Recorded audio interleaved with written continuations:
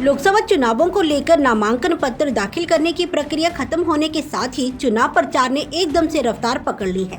कांगड़ा संसदीय क्षेत्र के कांग्रेस प्रत्याशी आनंद शर्मा ज्वाली व फतेहपुर विधानसभा में जनसभाओं को संबोधित कर रहे हैं। इस अवसर पर आनंद शर्मा का ज्वाली पहुंचने पर प्रदेश के कृषि मंत्री चौधरी चंद्र कुमार के नेतृत्व में ज्वाली ब्लॉक कांग्रेस के कार्यकर्ताओं ने जोरदार स्वागत किया। वहीं फतेहपुर पहुंचते ही योजना बोर्ड के उपाध्यक्ष एवं फतेहपुर के विधायक भवानी सिंह के नेतृत्व में फतेहपुर युवा कांग्रेस के कार्यकर्ताओं ने ब्लॉक यूथ अध्यक्ष जगजीत सिंह जग्गू की अगुवाई में जोरदार स्वागत किया। इस अवसर पर आनंद शर्मा ने कहा कि कांग्रेस और भाजपा में बहुत फर्क है। कांग्रेस जोड़ने तो भाजपा समाज में लकीरें खींचने का काम करती है। भाजपा कहीं राज्यों में तो कहीं जिलों में कहीं सांप्रदायिकता में नाम पर लकीरें खींचने का काम करती है। उन्होंने आगे कहा कि वोट से पहले 3 बातों को याद रखें। भाजपा की केंद्र सरकार द्वारा किसानों पर किया गया अत्याचार, हिमाचल में आई आपदाओं से केंद्र सरकार ने मुंह मोड़ा और नोटबंदी पर, इन तीनों को याद रखकर ही अपना मत दें। आगे उन्होंने कहा कि सांसद बनने पर कांगड़ा घाटी रेल ट्रैक पर सभी ट्रेनों की बहाली व ट्रैक का सुधारीकरण, पोंग विस्थापितों की समस्याओं का समाधान उनकी प्राथमिकताएं रहेगी।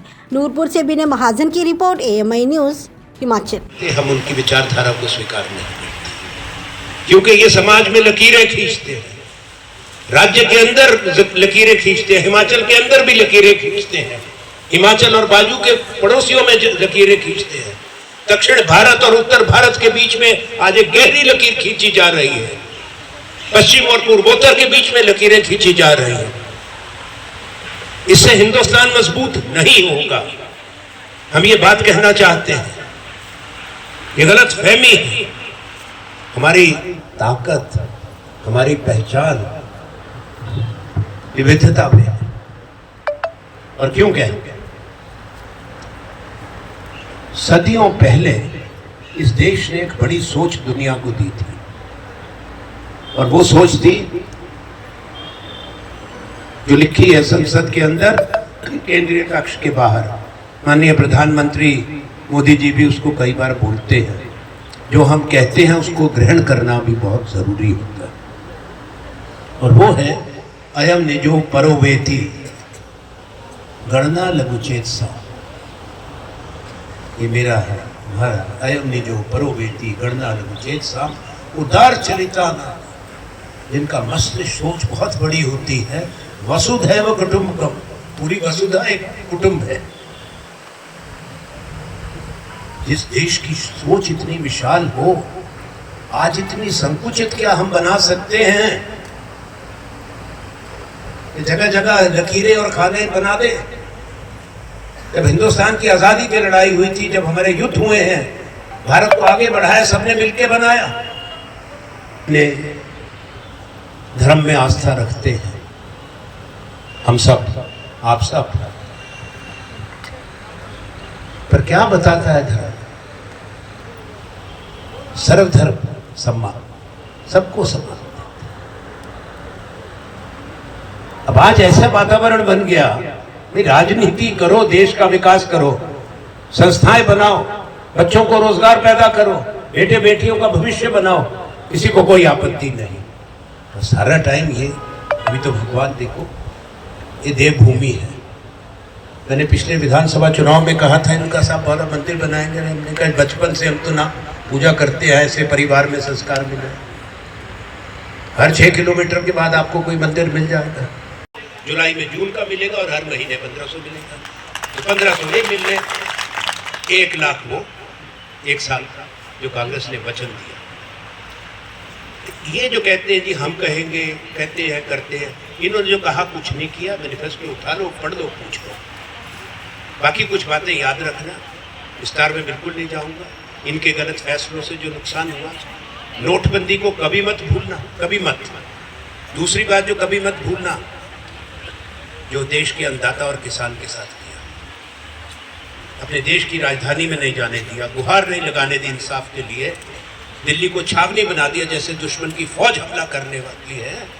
सैकड़ों किसान मर गए, जैसे नोटबंदी में सैकड़ों भारतीय अपने पैसे की भीख मांगते हुए मर गए। और तीसरी आखिरी बात जो पिछले साल हिमाचल के साथ अन्याय हुआ, हमको इतनी आपदा आई, हमारे सड़कें खत्म हो गई, पुल बह गए, पनबिजली योजनाओं को गहरा नुकसान हुआ, 500 से ऊपर लोगों की जानें गई, हजारों मकान खत्म हो गए। हिमाचल सरकार ने हिम्मत करके मुख्यमंत्री ठाकुर सुखविंदर सिंह सुक्खू, जो एक साधारण परिवार से, हमारे मंत्री और सारे विधायक लोगों की खिदमत के लिए आए, हिम्मत करके दिन रात लगे रहे, बल्कि सैलानी जो टूरिस्ट भी आए थे उनको भी निकाला दुर्गम स्थानों से। केंद्र सरकार ने हिमाचल को एक पैसा नहीं दिया, 1 रुपया नहीं दिया।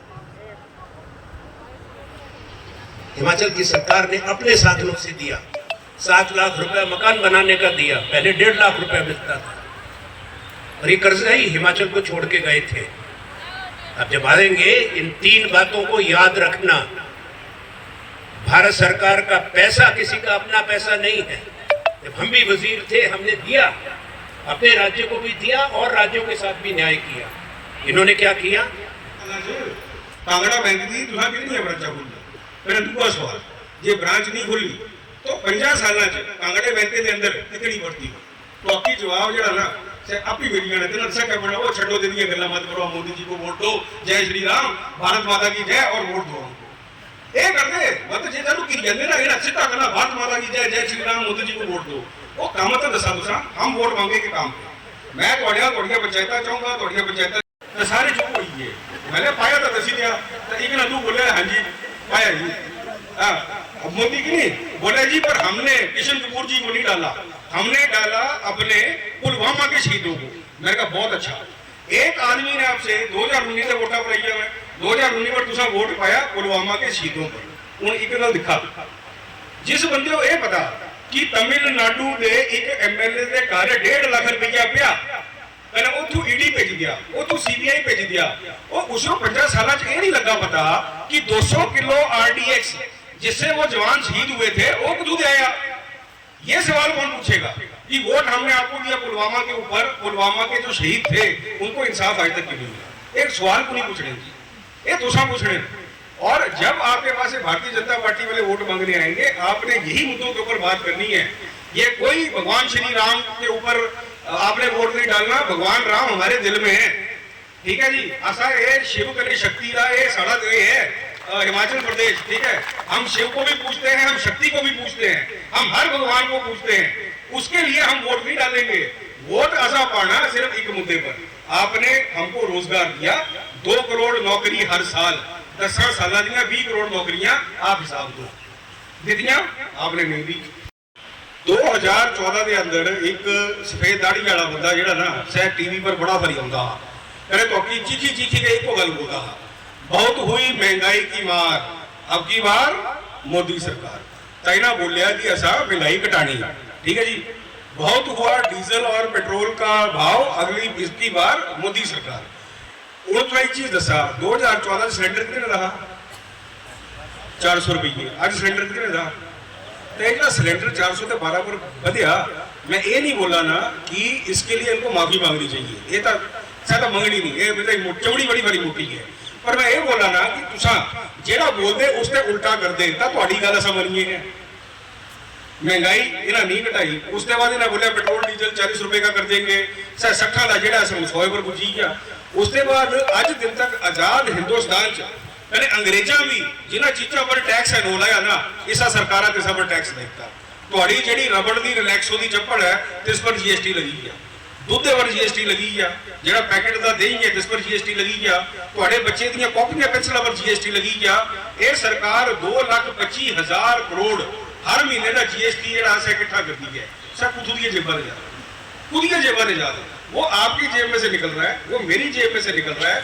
कने जिन्नी बंदे ये बोलिया हा कि महंगाई को हम कम करेंगे, उन्नी महंगाई जी दुगनी करी थी। ये जो इलेक्शन है ना, ये सह जवाब मांगने का इलेक्शन है। भारतीय जनता पार्टी के जब लोग आपके पास आएंगे, वो आपको बोलेंगे कि आपकी भैंस कांग्रेस छीन के ले जाएगी, ये तो 2 महीने ना कांग्रेस आई ले लेंगे, यही बोला देना। मूल मंत्र इसलिए मैं आप लोगों को कहना चाहता हूँ कि 400 पार का नारा लगाते हैं, इनकी सोच ये है कि हम इसी संविधान को बदलें। संविधान की जो मूल बातें हैं वो अच्छी हैं, लेकिन चुनाने वाले जो है उसका जो है वो गलत से व्याख्या कर रहे हैं। हमने संविधान ही बदलना है, हमने इन लोगों को बदलना है जो संविधान के साथ छेड़छाड़ करना चाह रहे हैं। इससे मेरी आप लोगों से निवेदन है कि सबसे बड़ी चुनौती आज हमारे सामने खड़ी है। आज आप कांग्रेस पार्टी का घोषणा पत्र देखिए, जब राहुल गांधी जी ने घोषणा पत्र, हमारे शीर्षस्थ नेतृत्व ने घोषणा पत्र दिया, तो भारतीय जनता पार्टी का शीर्ष नेता श्री मोदी जी जो प्रधानमंत्री उनकी जो है वो पैर जो है वो हिल गए हैं। उन्होंने कहा जब मेरी सरकार सत्ता में आएगी, राहुल गांधी जी ने कहा, तो मैं महिलाओं के अकाउंट में जो है वो 1 लाख रुपया हर महीने जो है वो डालूंगा। 500,000 रुपया आपके 8,500 रुपया हर महीने आपके अकाउंट में जाएगा और 1 लाख रुपया जो है वो हर महीने हर साल आपके अकाउंट में जाएगा 8,500 के हिसाब से। वैसे उसने कहा कि अदानी अंबानी बनाए हैं, 22 लोगों को करोड़पति बनाया। राहुल गांधी कहता है मैं करोड़ों लाखपति जो है वो हिंदुस्तान में बनाऊंगा और मैं लाऊंगा। इसके लिए उसने कार्यक्रम जो अपना दिया है। इसी तरह उन्होंने कहा है कि मैं किसानों के कर्जे माफ करूंगा। 2004 में जो है वो हमने 70,000 करोड़ के कर्जे माफ किए, उसमें हमने किसानों के ट्रैक्टर के कर्जे भी माफ किए थे। तो मैं कहता हूँ कि वही हालत होगी जो रशिया में और चाइना में हो रही है। रशिया में चुनाव हुए, किसी को पता नहीं लगा, वहाँ का राष्ट्रपति वैसे बन गया। चाइना में चुनाव हुए, किसी को पता नहीं लगा, क्योंकि उसके मामले में कोई नहीं था। वो आज मोदी भी चाहते हैं मैं इस तरह का चुनाव कहूँ कि सारी जिंदगी में हिंदुस्तान का जो है वो बादशाह बन के बैठे। इसलिए इस प्रजातंत्र के इस महायज्ञ में आपने अपने वोट का इस्तेमाल करके हिंदुस्तान में एक पक्की ठक्की सरकार बनानी है और वो कांग्रेस पार्टी है।